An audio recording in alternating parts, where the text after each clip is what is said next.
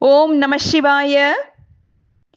வேடுவனது நானறிந்த ஒளியை கேட்ட ஆன்மான் அவ்வேடுவனை நோக்கி, நீ என்ன செய்ய கருதினாய் என்று வினவியது. வேடன் முன்போலவே கூறினான். அதை கேட்ட ஆன்மான் சந்தோஷித்து, நான் இப்பொழுதுதான் தன்யனானேன். பூரித்திருக்கும் என் தேக மாமிசத்தினால் உன்னை போன்றவர்கள் திருப்தி அடைவது பற்றி பெரும் பிரயோஜனம் அடைவேன். ஒருவன் தன் தேகத்தை பரமார்த்தமாக பிறருக்கு உபகாரம் செய்யாவிட்டால் அவன் பெற்றுள்ள யாவும் வீணாகிவிடும். சமர்த்தனாயிருந்தும் பிறருக்கு உதவாதவனின் சௌகரியம் பயன்பெறாது. ஆதலின் என் உடலால் உனக்கும் உன் குடும்பத்திற்கும் தடையின்றி திருப்தி உண்டாகும். ஆயினும் எனக்கு சில குட்டிகள் இருப்பதால் அவற்றை என் பேடுகளிடம் ஒப்புவித்துவிட்டு அவைகட்கு நல்ல வார்த்தைகளால் புத்தி கூறி நிச்சயமாக வந்து உனக்கு இரையாகிறேன் என்று கூறியது. ஆனால் வேடுவன் அதன் வார்த்தையை கேட்டு, ஓ மிருகமே, இதுகாரும் இங்கு வந்த மிருகங்கள் யாவும் உன்னை போலவே இந்த வார்த்தைகள் சொல்லி என்னை வஞ்சித்து விட்டு போயின. ஒன்றேனும் இதுகாரும் வரவில்லை. நீயும் அப்படியே ஆபத்து வேளையில் அபத்த முறைத்து போய்விட்டால் எனக்கும் என் குடும்பத்திற்கும் எவ்வாறு ஜீவனம் நடக்கும் என்றான். ஆன்மான் அவன் வார்த்தைகளை கேட்டு, ஓ வனசரா, என்னிடத்தில் பொய் என்பதே கிடையாது. சத்தியத்தினாலேயே சராச்சர பிரம்மாண்டம் முழுவதும் விளங்குகின்றது. பொய் பேசுகின்றவன் பூர்வத்தில் செய்த புண்ணியம் முழுவதையும் க்ஷண காலத்திலே நாசப்படுத்துகிறான்.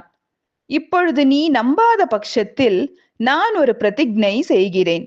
அதாவது, சந்தியாவந்தன காலத்தில் கேளிக்கையிலும் சிவராத்திரி காலத்தில் போஜனம் செய்தவன் பெரும் பாபத்திலும், பொய் சாட்சி சொல்லுவோர் அடையும் பாபத்திலும், வைத்திருக்கும் பொருளை அபகரித்தவன் அடையும் பாபத்திலும், சந்தியாவந்தனத்தை விடுத்த பிராமணன் பெரும் பாபத்திலும், கற்றும் சூனியமாய் உள்ளவன் அடையும் பாபத்திலும், பிறருக்கு உதவி செய்யாத மகா சமர்த்தனாயுள்ளவன் பெரும் பாபத்திலும், பகற்புணர்ச்சி செய்தவன் பெரும் பாபத்திலும், பர்வ காலத்திலும் விரத காலத்திலும் புசிக்கத்தகாத பதார்த்தங்களை புசித்தவன் பெரும் பாபத்திலும் நான் வாராத பட்சத்திற்கு போக கடவேன் என்று கூறியது.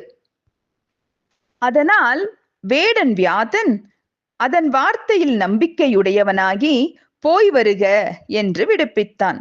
ஆன்மான் அகமகிழ்ச்சியோடு நீர் பருகி தன் இடத்தை அடைந்தது. அப்பொழுது அம்மூன்றும் சந்தித்து நடந்த விருத்தாந்தங்களை சொல்லிக் கொண்டவைகளாய், சத்திய பாசத்தால் கட்டப்பட்டவைகளாய், அவசியம் அவ்வேடுவனிடம் போக வேண்டுமென நிச்சயித்துக் கொண்டு குட்டிகளை நல்ல வார்த்தைகளால் இதமாக அவ்விடத்திலேயே விட்டுவிட்டு புறப்பட்டன.